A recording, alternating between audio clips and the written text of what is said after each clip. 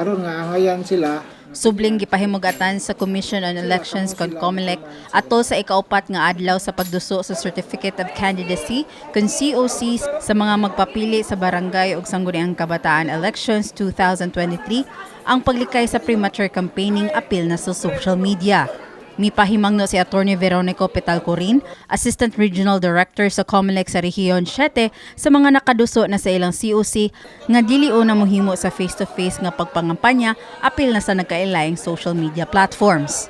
Gibutyag ni Petalcorin nga ang bisag unsa nga matang sa pagpangampanya human sa pagduso sa COC usa ka kalapasan sa lagda sa COMELEC. Samtang wala pa mabutang atong election campaign period, dili pa. So magbuhat sila. Kay parehara ang guidelines sa iski ug sa regular nga barangay candidates parehara.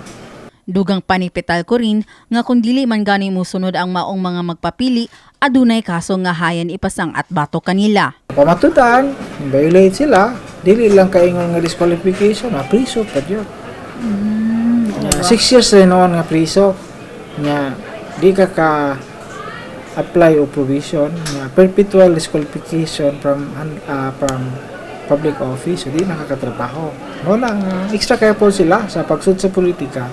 Nanglang nga they will abide by. So likayan nato nga instead nga mag-celebrate ta nga modaog unya after all after few days na lay kaso nga gi-file against nila dako kayong labat sa o. So mo nga kung responsible citizen sila, they must start from themselves. Responsible sila sa pagtuman sa election laws. Base sa kasamtangang datos nga nahipo sa COMELEC Cebu Province, miabot na sa kapin 7,000 ka mga barangay ug SK aspirants ang misumiter na sa ilang COC.